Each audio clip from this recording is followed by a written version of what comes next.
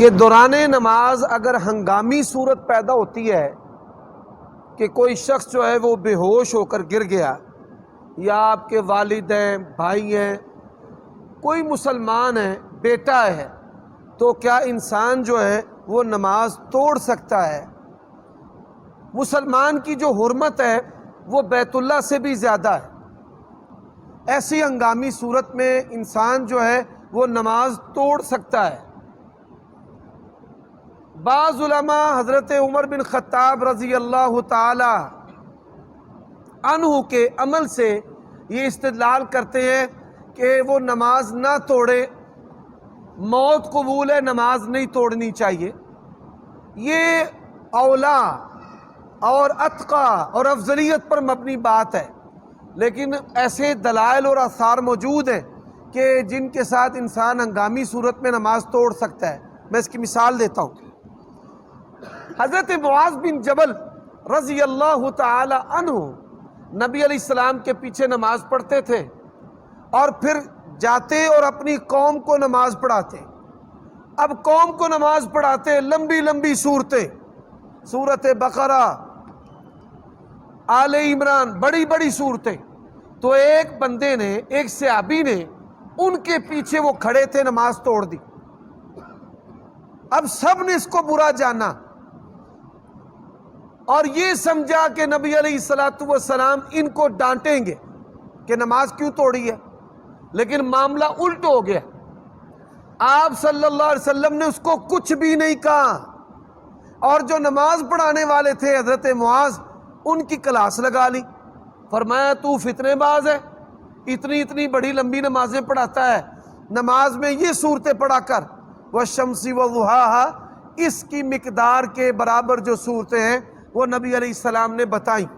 اب اس حدیث سے بھی معلوم ہوتا ہے کہ کوئی ہنگامی صورت ہو، مثال کے طور پہ انسان دوران نماز خدشے کا شکار ہو گیا کہ میں گر جاؤں گا، یا مجھے ہارٹ اٹیک آ رہا ہے۔ بعض لوگ ہیں کہ جن کو ہارٹ اٹیک آیا ہوتا ہے اور ان کو علامات سے پتہ چل جاتا ہے کہ مجھے ہارٹ اٹیک آ رہا ہے، یا پھر ساتھ والا ساتھی جو ہے وہ فتنے کا شکار ہو گیا، تو ایسی صورت میں نماز توڑنا یہ بالکل درست اور جائز ہے۔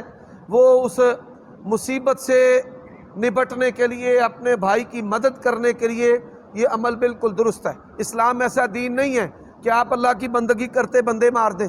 بعض ویڈیوز ایسی ہوتی ہیں کہ ٹرین جو ہے وہ گزرنا شروع ہو جاتی ہے، چلنا شروع ہو جاتی ہے، اور لوگ جو ہے وہ نماز توڑ کر اس میں شامل ہو جاتے ہیں۔ متبادل سواری نہ ہو اور انسان کو اپنے مال کے تلف ہونے کا خدشہ ہو تو نماز توڑ سکتا ہے۔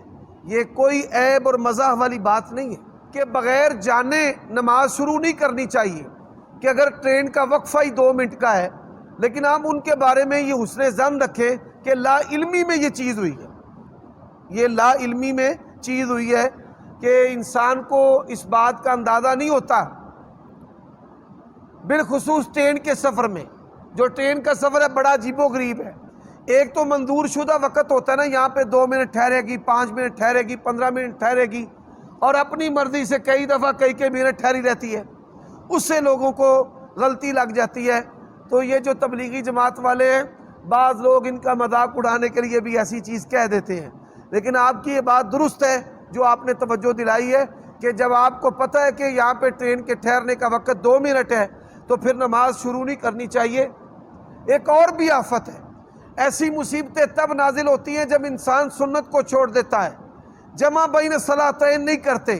عصبیت میں اللہ کے نبی کی سنت ہے 2 نمازوں کو جمع کرنا، لیکن مذہب اور مسلک کے تعصب میں اللہ کے نبی علیہ السلام کی سنت کو چھوڑ دیتے ہیں، جس کے نتیجے میں یہ خرابیاں پیدا ہوتی ہیں۔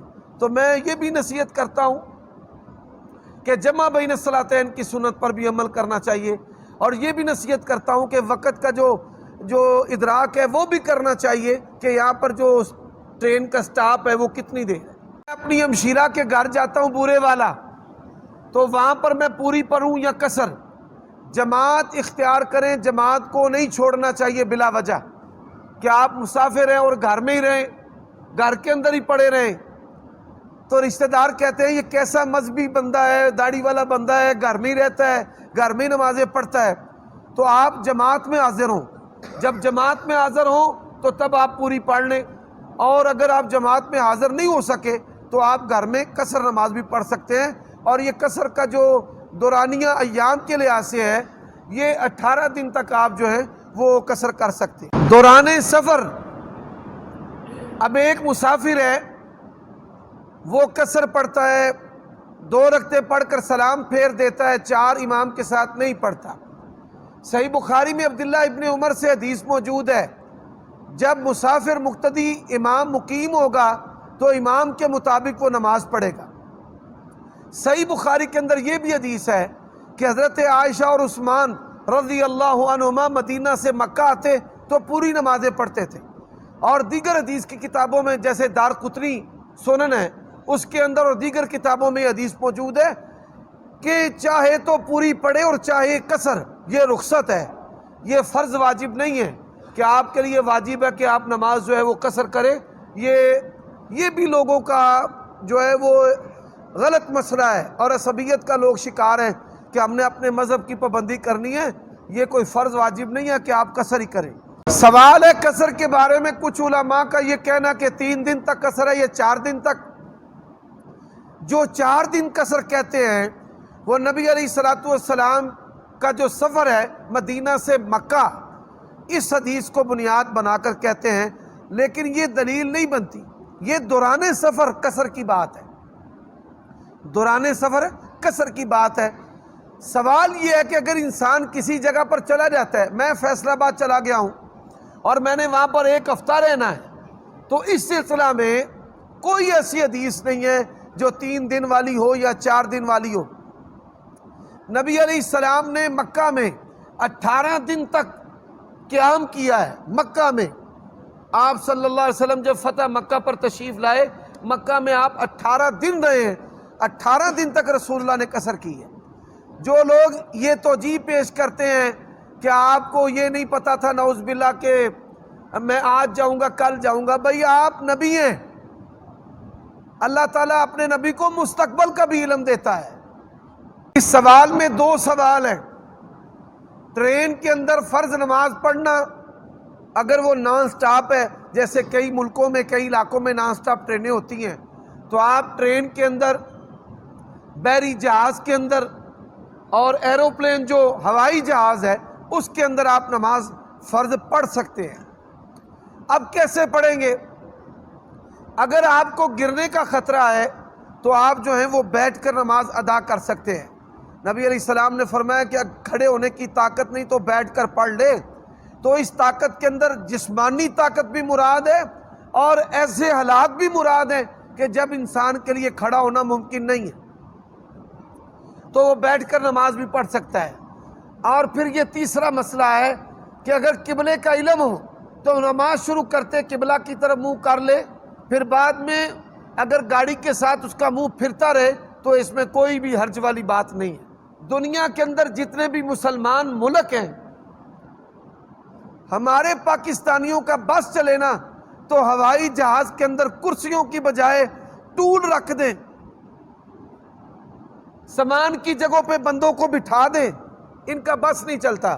کیونکہ میں نے بعض پاکستانی ہوائی جہازوں میں سفر کیا ہے، جو گھٹنے ہیں وہ اگلی سیٹ کے ساتھ پھنس جاتے ہیں، بس سے بھی بری سیٹیں ہوتی ہیں، ان کا بس نہیں چلتا کہ سامان والی جگہوں پر بھی بندوں کو بٹھانا شروع کر دیں۔ لیکن بعض دنیا کے ایسے ممالک ہیں کہ انہوں نے طیاروں کے اندر مسجدیں بنائی ہوئی ہیں۔ سعودی ایئر لائن کے اندر اگر آپ نے سفر کیا ہے پھر تو آپ اس بات کو جانتے ہوں گے، اور اگر نہیں کیا تو جان لیں کہ سعودی ایئر لائن کے اندر طیارے کے پچھلے حصے میں مسجد بنی ہوتی ہے، جس مسجد کے اندر 2 صفیں بن جاتی ہیں، ایک امام آگے کھڑا ہو اس کے لیے اور ایک پیچھے مقتدیوں کے لیے، اور اس کے اندر کمپاس لگی ہوتی ہے جو قبلہ نما ہے، جس کو ہم کہتے ہیں نا، ایک قطب نما ہوتا ہے شمالی جہت بتانے کے لیے، اور ایک قبلہ نما ہوتا ہے قبلہ بتانے کے لیے، قبلہ ڈائریکشن۔ تو قبلہ ڈائریکشن اس کا جو آلہ ہے وہ بھی لگا ہوتا ہے، جس سے انسان کو طیارے کے اندر ہی پتہ چل جاتا ہے کہ بیت اللہ جو ہے وہ کس جانب ہے۔ تو یہ عمل بھی انتہائی منفرد بھی ہے اور قابل ستائش بھی ہے۔ اللہ تعالیٰ ان کو اس کا اچھا بدلہ عطا کرے۔ سب سے پہلی بات یہ ہے کہ باپ کی جو وراثت ہے، ایک قیمتی ہے ایک غیر قیمتی ہے، ایکول ہوگی، ان کی قیمت کو جمع کیا جائے گا، پھر ورثاء میں تقسیم۔ یہ نہیں کہ ادھر تم اور ادھر ہم، کہ وہ گھر میں ہی انڈیا پاکستان اور بنگلہ دیش کا ماحول بنا لیں، اس سے رشتے ٹوٹ جاتے ہیں۔ اب دو بھائی اور دو بہنیں ہیں، ہمیشہ حصہ بنانے کا آسان طریقہ یہ یاد رکھ لیں کہ جو بھائی ہیں ان کے حصوں کو دگنا کر لیں، اور بہنوں ان کا جو عدد ہے، یعنی جتنی بہنیں ہیں اتنا عدد اس میں جمع کر لیں۔ مثال کے طور پہ 2 بھائی ہیں تو 4 کر لیں دگنا، 2 بہنیں ہیں تو 4 میں 2 کو جمع کر لیں، 6 پر کل مال کو تقسیم کر دیں، جو حصہ نکلے دگنا مرد کا اور ایک حصہ جو ہے وہ عورت کا۔ سوال ہے کہ کیا رسول اللہ صلی اللہ علیہ وسلم کی قبر جو ہے وہ اللہ تعالیٰ کے عرش سے، کعبہ سے اور وسع کرسیہ السماوات والارض، اس کرسی سے افضل ہے؟ کیا پوری امت کا اس پر اجماع ہے؟ ایسی جو بحثیں ہیں ہم انہیں بے مقصد سمجھتے ہیں۔ یہ انتہائی حساس گفتگو ہے اور اس میں عوام تو کیا علماء کو بھی نہیں بولنا چاہیے۔ دین اسلام کے اندر یہ بحث ہے ہی نہیں۔ جو لوگ نبی علیہ السلام کی محبت میں غلو کا شکار ہیں، وہ غلو کرتے ہوئے اس طرح کی بحثیں کرتے ہیں اور لوگوں میں کہتے ہیں کہ نبی علیہ السلام کی جو نعوذ باللہ قبر ہے وہ ان تمام جگہوں سے، چیزوں سے افضل اور بہتر ہے، اس پر کوئی بھی نص اور دلیل موجود نہیں ہے۔ اسی طرح کچھ لوگ ہیں جو یہ بحثیں کرتے ہیں اللہ کے نبی افضل ہیں یا قرآن افضل ہے، نعوذ باللہ مصحف۔ تو میں ان سے یہ سوال کرتا ہوں کہ اللہ کے نبی قرآن مجید کا احترام کرتے تھے؟ رسول اللہ قرآن مجید کا احترام فرماتے تھے اور احترام کی تلقین کرتے تھے کہ اس کو دشمن کی سرزمین میں بھی لے کر نہ جاؤ، کہیں دشمن اس کی توہین نہ کر دے۔ تو یہ جو چیزیں ہیں ان کو ایسی صورت میں ماننا چاہیے۔ اگر آپ اس میں بحث مباحثہ اور عقل کے گھوڑے اور مبالغہ آرائی جو ہے وہ شروع کر دیں گے تو یہ چیزیں انسان کو گمراہ کر دیں گی۔ بعض صوفیوں کا یہ جو کہنا ہے کہ 40 اللہ کے ولی جو ہیں وہ نعوذ باللہ نبی کے برابر ہیں، یہ جہلوں کی بناوٹی بات ہے۔ قبر پرستی کو فروغ دینے کے لیے ان لوگوں نے ایسی بناوٹی باتیں بنائی ہیں۔ اللہ تعالیٰ سے دور، قبروں کے قریب، ساری زندگی علی اجویری سے، قبروں والوں سے مانگتے رہیں گے، اللہ سے نہیں مانگیں گے۔ اللہ ان کو سمجھنے کی توفیق دے، ان کو شعور دے، توحید کا فہم دے۔ کچھ علماء گردوارے میں جاتے ہیں، وہاں کے لوگ ان کو کچھ کتابیں اور تحائف دیتے ہیں، اس کے بارے میں آپ کی کیا رائے ہے؟ یہ بات یاد رکھیں، جو بناوٹی متشدد ہوتے ہیں وہ اس طرح کی بڑی منفی باتیں سوچتے ہیں۔ مسلمانوں کا ان کی عبادت گاہوں میں حسن اخلاق کے لیے جانا، ان کو قریب لانا، ان کے قریب ہونا، میں سمجھتا ہوں اس کا ہمیشہ اسلام کو اور مسلمانوں کو فائدہ ہوا ہے۔ جب سے ہم نے یہ فرقہ واریت کی جیکٹیں پہن لی ہیں اور ہم نے مختلف سلوگن اور لوگو اختیار کر لیے ہیں، کافروں کے قریب ہونا تو دور کی بات ہے، ہم مسلمانوں کے قریب نہیں ہوتے۔ اس کا نتیجہ کیا ہے؟ دعوت کا دروازہ بند ہو گیا۔ دعوت کا دروازہ جو ہے وہ کیا ہو گیا؟ بند۔ مسلمان مادی چیزوں سے متاثر ہو کر مرتد ہو رہے ہیں اور ہم نبوی اخلاق کو چھوڑ کر ان سے دور اور ان پر فتوے اور نفرتیں، جس کا نتیجہ ہے کہ ان کا مسلمانوں کے بارے میں ایک انتہائی برا ذہن جو ہے وہ بن چکا ہے۔ اس کو دور کرنا چاہیے۔ تو میں یہ سمجھتا ہوں کہ مسلمان لیڈر جو حسب ضرورت جاتے ہیں وہ جا کر کون سی ان کی عبادت میں شریک ہو جاتے ہیں، شامل ہو جاتے ہیں، تو اس کے شمولیت کرنے میں جانے میں تو کوئی حرج نہیں سمجھتا، نہ کوئی اس کی ممانت قرآن حدیث میں موجود ہے۔ یہ انتظامی مسئلہ ہے جس کو مصلحتاً اختیار کیا جا سکتا ہے۔ اہل تشیع ایک اعتراض کرتے ہیں، شیعہ حضرات۔ عبداللہ ابن عباس سے روایت ہے کہ نبی علیہ السلام نے اپنی وفات سے قبل 3 دن پہلے یہ ارشاد فرمایا کہ مجھے کاغذ قلم لا کر دو، میں تمہیں وصیت لکھ کر دوں تاکہ تم میرے بعد گمراہ نہ ہو سکو۔ تو آپ صلی اللہ علیہ وسلم کے سامنے کتاب کافی کہہ کر کاغذ و قلم دینے سے انکار کر دیا گیا، اور شور مچایا گیا کہ آپ صلی اللہ علیہ وسلم نعوذ باللہ بیماری کی شدت سے آپ صلی اللہ علیہ وسلم کو ہذیان ہو گیا، نعوذ باللہ۔ یہ بات بنانے میں انتہائی دھوکے سے کام لیا گیا ہے۔ حقیقت کیا ہے کہ آپ صلی اللہ علیہ وآلہ وسلم اپنے گھر میں تھے، اور اہل بیت کے افراد جو ہیں وہ رسول اللہ صلی اللہ علیہ وسلم کے ساتھ تکرار کر رہے تھے، اور ان سے یہ کہہ رہے تھے کہ آپ ہمیں کچھ لکھ دیں۔ حضرت عمر رضی اللہ تعالی عنہ نے جب یہ کیفیت دیکھی، 2 روایتیں، ایک میں کہ وہ تشریف لائے اور ایک میں ہے کہ وہ موجود تھے، انہوں نے جب یہ کیفیت دیکھی تو آپ صلی اللہ علیہ وسلم کی تکلیف کو ختم کرنے کے لیے ارشاد فرمایا کہ حسبنا کتاب اللہ، ہمیں اللہ تعالیٰ کی کتاب کافی ہے۔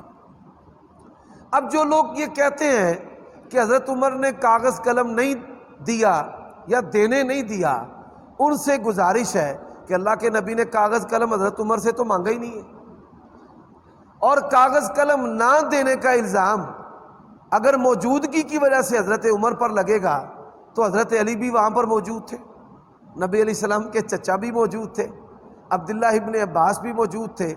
تو بناوٹی اعتراض کی زد میں بڑی بڑی شخصیات جو ہیں وہ آ جائیں گی، حقیقت میں اس کا کوئی جو ہے وہ وجود نہیں ہے۔ اور یہ دوسری جو بات ہے کہ آپ صلی اللہ علیہ وآلہ وسلم بیماری کی وجہ سے جو ذہنی کیفیت ہے اس کو بیان کیا گیا ہے۔ میں نبی علیہ السلام کے لیے یہ الفاظ نہیں بیان کرنا چاہتا، لیکن اپنے معاشرے کی مثال دے کر آپ کو بات سمجھاتا ہوں کہ جب بیماری کی شدت ہو، دوران سر انسان کو سر درد ہے یا بخار تیز ہے تو اس کی طبیعت میں بے چینی، اضطراب یا چڑچڑاپن پایا جاتا ہے، اور وہ اپنے پاس جو شور ہے اس کو پسند نہیں کرتا، اور وہ یہ نہیں پسند کرتا کہ آپس میں بحث و تکرار ہو۔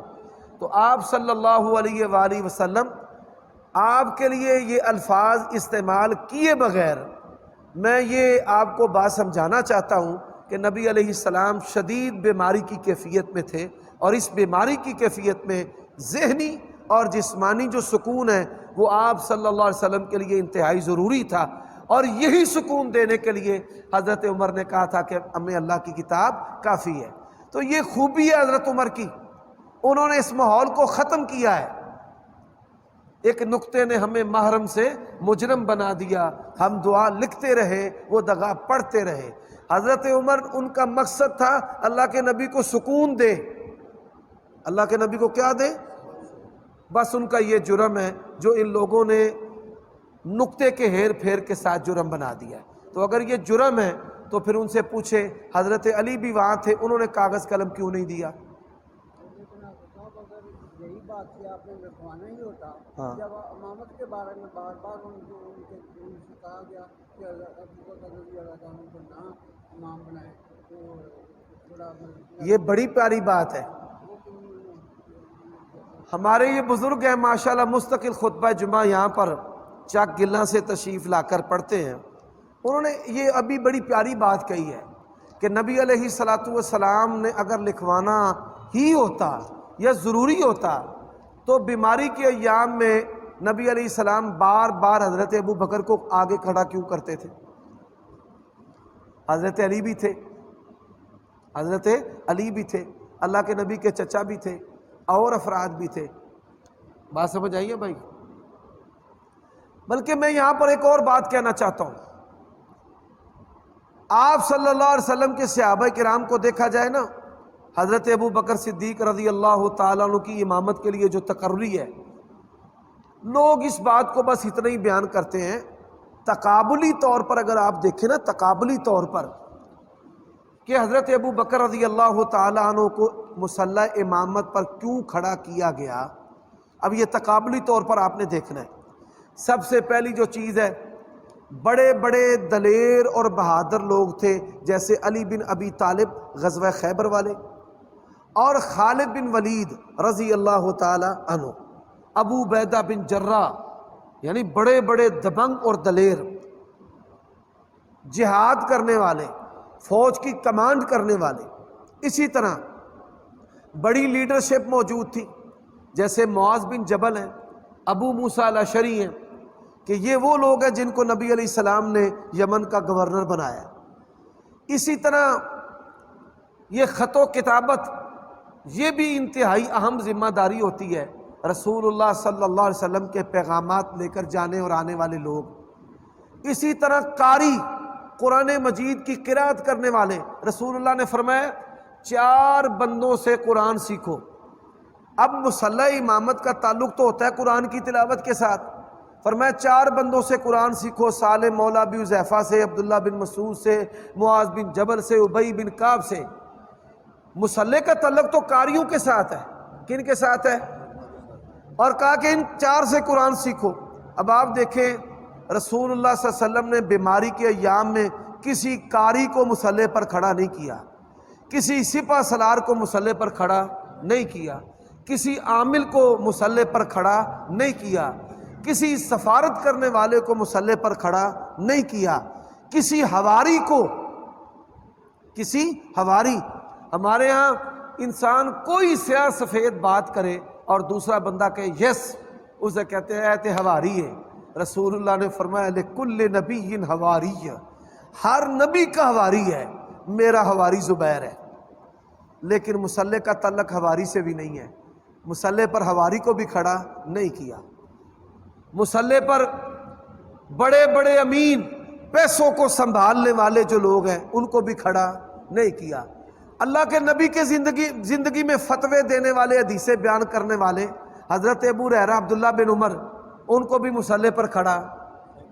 میں کہتا ہوں کمال ہی ہے، نہ قاری، نہ مفتی، نہ محدث، نہ غازی، نہ مجاہد، نہ عامل، نہ سفیر، نہ حواری، فرمایا مروا ابا بکر فلیصلی بالناس، مصلی پر ابو بکر کو کھڑا کر۔ تو یہ جو نبی علیہ السلام آپ کا اصرار ہے، اور پھر آپ کی تربیت یافتہ جو جماعت ہے، اس کے اندر بڑے بڑے لیڈر ہونے کے باوجود حضرت ابو بکر کو مصلی پر کھڑا کیا ہے، یہ من جانب اللہ ہے۔ یہ کس کی طرف سے ہے؟ اللہ تعالیٰ کی طرف سے، اور اللہ تعالیٰ کے رسول کی طرف سے ہے۔ ان لوگوں کو یہ سمجھ لینا چاہیے۔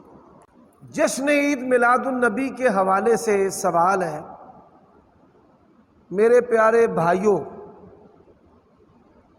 3 گروہ ہیں علماء کے، اس بات کو سمجھ لینا۔ پہلا گروہ ہے جن کی اکثریت حنبلی علماء کی ہے، اور بعض اہل حدیث بھی اس میں شامل ہیں، کہ نبی علیہ السلام کی پیدائش کے حوالے سے نہ کوئی دن مخصوص ہے، اور نہ ہی اس حوالے سے جلسہ کرنا چاہیے، نہ مجلس کرنی چاہیے۔ یہ جلوس اور ایسی چیزیں تو بڑی دور کی بات ہے، وہ کہتے ہیں کسی قسم کا کوئی جلسہ بھی کرنا نہیں چاہیے۔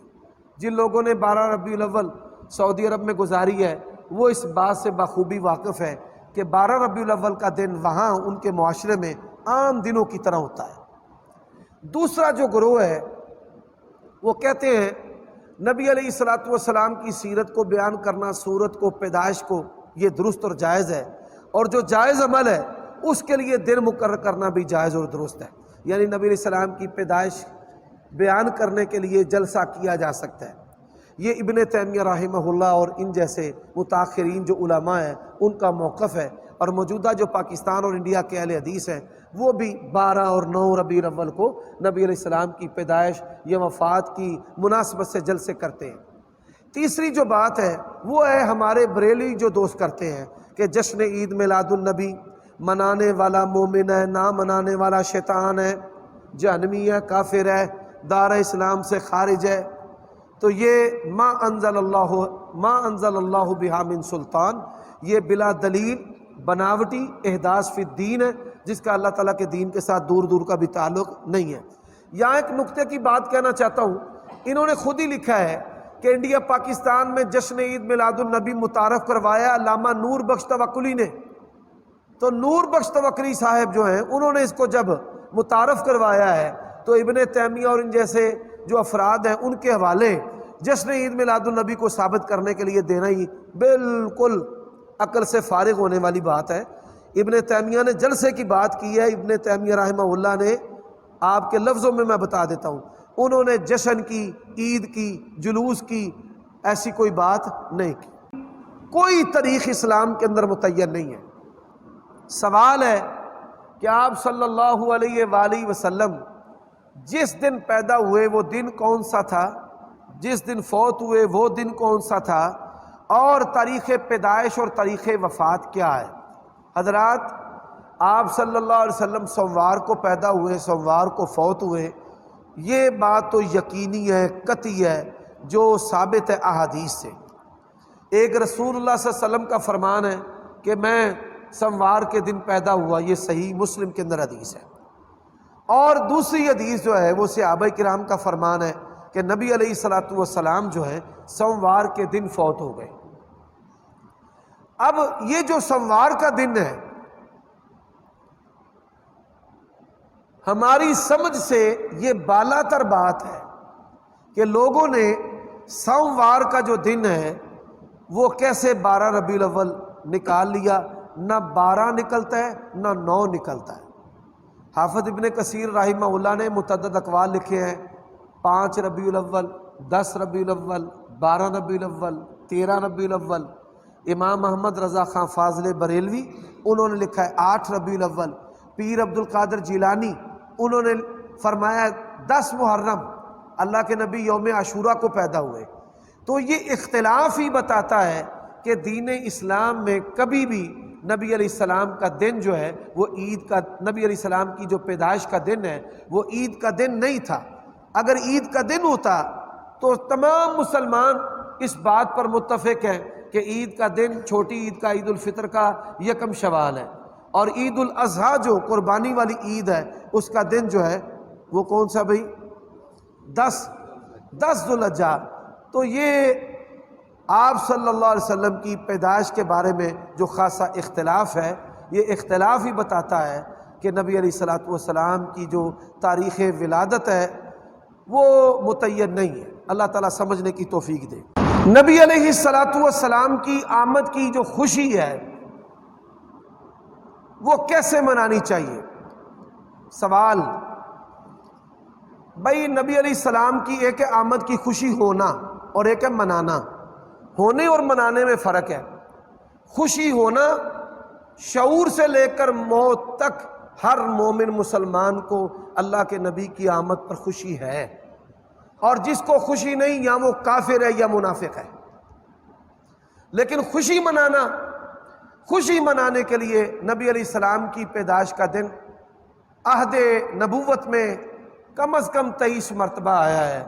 آپ صلی اللہ علیہ وسلم نے نہ کوئی جلوس نکلوایا، نہ کوئی آپ صلی اللہ علیہ وسلم نے عید کا اہتمام کیا۔ تو خوش ہونا اور خوشی منانا، اس میں ہمیشہ فرق یاد رکھیں۔ خوشی ہر لمحہ ہونی اور رہنی چاہیے، لیکن خوشی یہ کفار کی عادت ہے کہ کسی حوالے سے ایک دن بنا لینا، teachers day, mothers day, fathers day, اور اسی طرح میلاد ڈے۔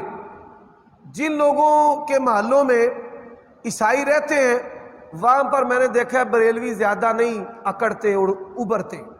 اس کا سبب کیا ہوتا ہے کہ محلے کے اندر انہوں نے ایسی چیزیں لکھی ہوتی ہیں جن سے ان کا جو یہ بناوٹی عمل ہے خود بخود ہی بیٹھ جاتا ہے، اس کا جو جوش ہے، ابال ہے، کم ہو جاتا ہے۔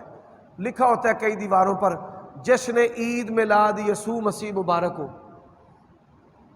بالکل بعین ہی ان لفظوں کے ساتھ لکھا ہوتا ہے۔ تو آپ کو سمجھنا چاہیے، غور کرنا چاہیے۔ اللہ تعالیٰ ہمیں سمجھنے کی تو یہ جو روایت ہے خانہ کعبہ کے اوپر اور مسجد نبوی پر اور مشرق مغرب شمال جنوب. ہمارے ایک علاقے میں ایک مولوی صاحب تقریر کر رہے تھے، اور ہمارا ایک تربیت یافتہ، جیسے یہ عمر ہے ایسے ہی لڑکا تھا، جوان سا 18-20 سال کا. مولوی صاحب ایک حدیث سنا رہے ہیں، اللہ کے نبی جب پیدا ہوئے حضرت جبریل نے 3 جھنڈے لگائے. پہلا جھنڈا لگایا بیت اللہ پر، دوسرا مسجد اقصیٰ پر، تیسرا مسجد نبوی پر. لوگ کہیں سبحان اللہ، نعرہ تکبیر، رسالت، غوثیہ، حیدریہ، جو بیچارے کر دے رہے، شدائی شٹلی. وہ کھڑا ہو گیا، اس نے کہا مولوی صاحب یہ جو بات آپ بیان کر رہے ہیں پکی ہے؟ کہتے ہیں نہیں بالکل پکی ہے. اب لوگ اس کو بٹھائیں، مولوی کہتا ہے نہیں نہیں بچہ ہے، بات کرنے دو. اس نے کہا حضرت جی جب نبی علیہ السلام پیدا ہوئے دنیا میں مسجد نبوی ہے تھی؟ تو بھی ہون سمجھ آئی پہلا جنہوں میں بیان کی تھی وہ تو بھی اتوں لنگ گئی. مولوی نے حدیث سنائی بھئی نبی پاک پیدا ہوئے تھے 3 جھنڈے لگے تھے، ایک جھنڈا مسجد نبوی تے لگا. اب جب اللہ کے نبی پیدا ہوئے، جوان ہوئے، اعلان نبوت کیا، پھر ہجرت کی، پھر آپ نے مسجد نبوی بنائی ہے. 53 سال کی عمر کے بعد انہیں پیدا ہون تو پہلے مسجد نبوی بنا دیتی تو جھنڈا بھی لوا دیتے ہیں. اللہ تعالیٰ ان لوگوں کو ہدایت نصیب فرمائے. پھر جب بچے نے یہ سوال کیا تو کہا پھاڑ لو گستاخ، واپی جانے نہ پائے، اب نہ یہ جانے پائے. آپ دیکھیں شیطان نے ان کی کیسے مت ماری ہے. جھنڈے کے اوپر رسول اللہ صلی اللہ علیہ وسلم کی جوتے کا عکس بنایا ہے، اس کی نقل، اور پھر اس کے اندر کلمہ طیبہ لکھ دیا، اس کے اندر اللہ کے نبی کا نام لکھ دیا، اس کے اندر آیت الکرسی لکھ دی. اللہ تعالیٰ ان لوگوں کو ہدایت نصیب فرمائے. یہ کیک بھی کاٹا جاتا ہے وہ اللہ کے نبی کا نام نبی پاک کے روزے کا کیک بنا کر کاٹنا، بڑے بڑے یہ مقبول عمل کرتے ہیں. گلیوں گٹروں کے اوپر گنبد خضرا اور خانہ کعبہ بنا دیتے ہیں. کہ گزشتہ خطبہ جمعہ کی سوال و جواب کی نشست میں حضرت معاویہ کے نام پر اعتراض ہوا، تو آپ نے جو بات کی ہے وہ ہمیں پوری طرح سمجھ نہیں آئی، اس بات کو ذرا کھول کر بیان کر دیں. اچھا بھائی سن لو.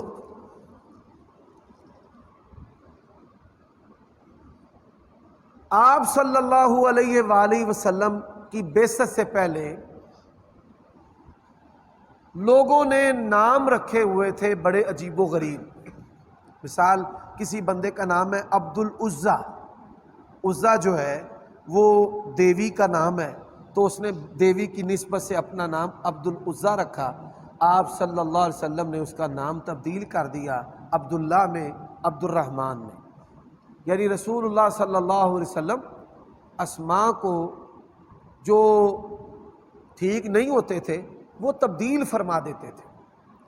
اب بعض اسماء، بعض نام ایسے ہیں جن کے کئی مطلب اور معنی ہوتے ہیں. ان کا معنی اچھا بھی ہوتا ہے اور ان کا معنی جو ہے وہ برا بھی ہوتا ہے. یعنی ایک لفظ ہے اس کا اچھا معنی بھی ہے اور اس کا برا معنی بھی ہے. مثال کے طور پہ اب مٹھو ہے، پیار سے بیٹے کو کہا جاتا ہے مٹھو، میٹھا یا مٹھو. اب یہی لفظ جو ہے انسان کے علاوہ کس پر بولا جاتا ہے؟ میاں مٹھو. اب اسی طرح یہ جو مٹھو کا لفظ ہے چاپلوس پر بھی بولا جاتا ہے، تو بڑا میاں مٹھو بنیا پھرنا ہے.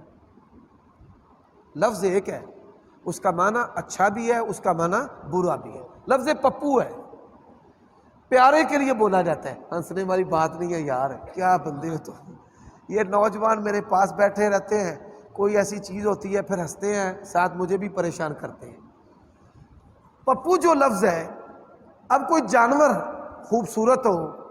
میں ایک دفعہ گیا کسی ڈیرے پر، یہ ڈیرے پر عموماً لوگوں نے کتے رکھے ہوتے ہیں اپنے جانوروں کی چوکیداری کے لیے، رکھوالی کے لیے.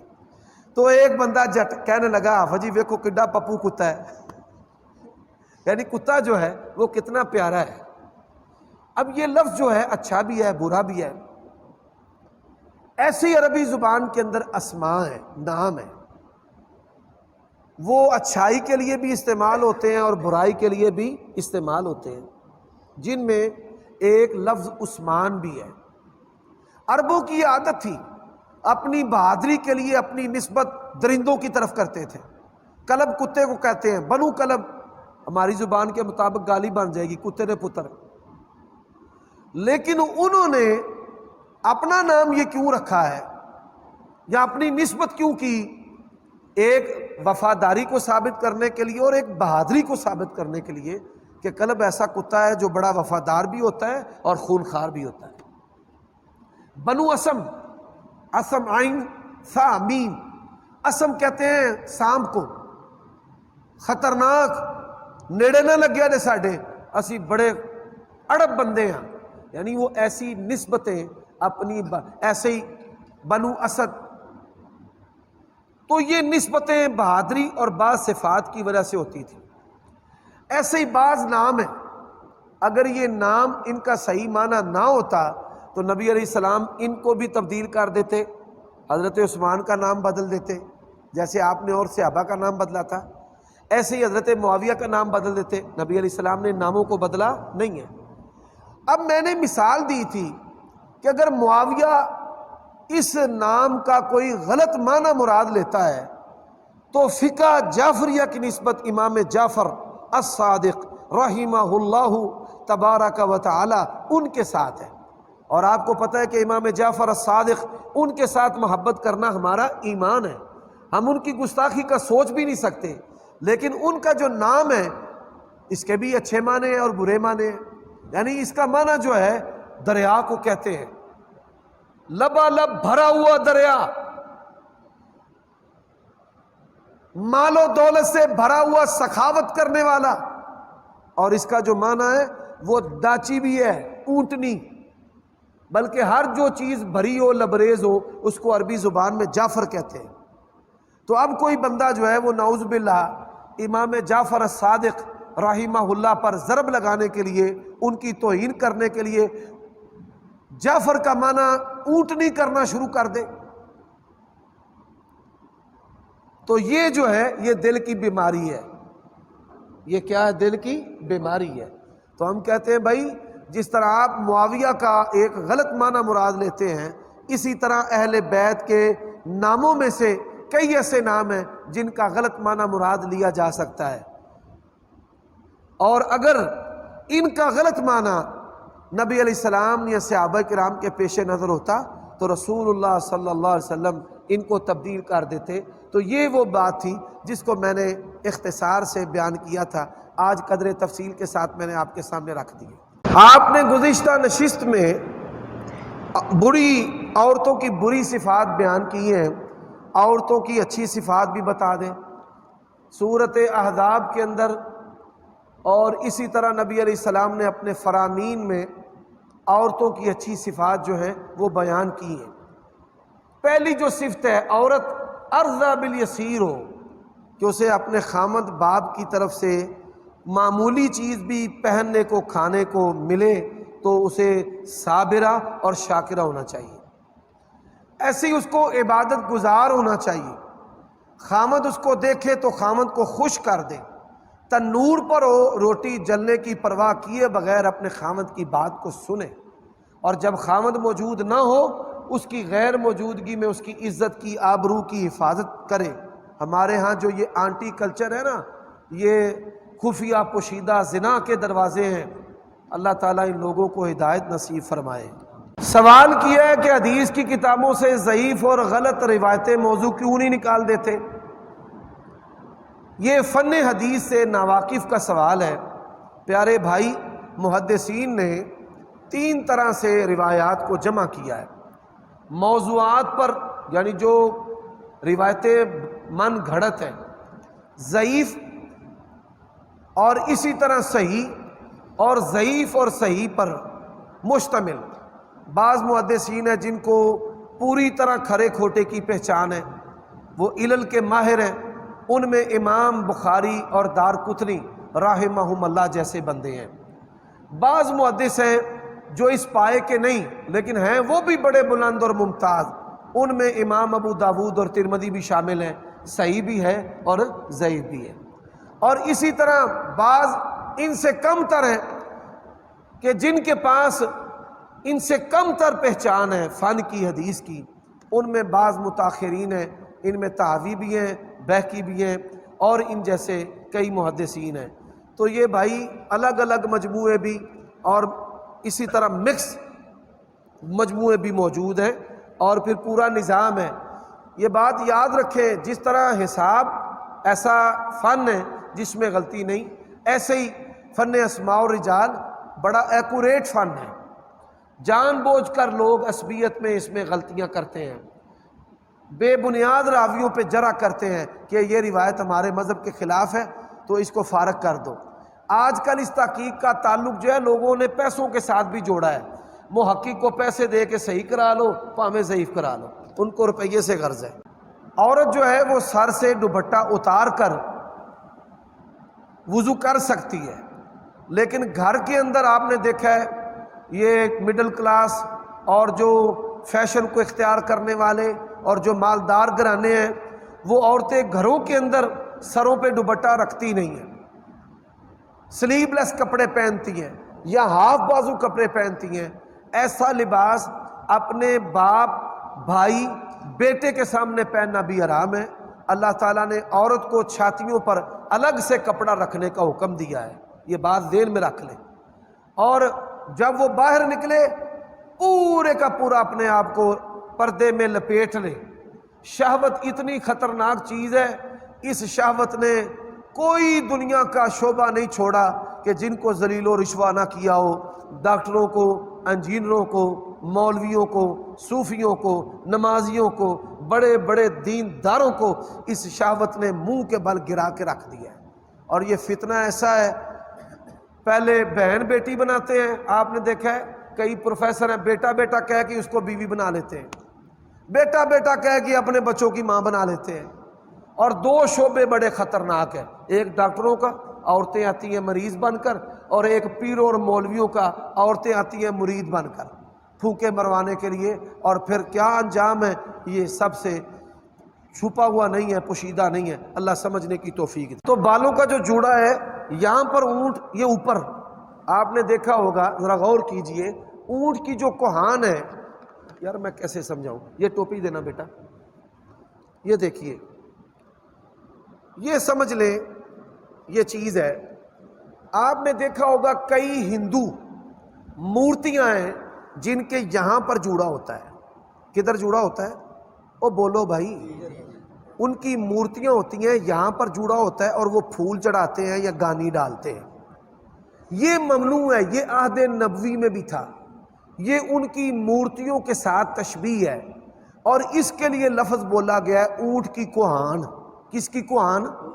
اور اونٹ کی کوہان نہ اس کے سر پر ہوتی ہے نہ اس کی پیٹھ پر ہوتی ہے، اونٹ کی کوہان یہاں اس کے بدن کے درمیان ہوتی ہے۔ یہ ہے سر کے درمیان جو جوڑا بتوں کے سر پر ہوتا ہے۔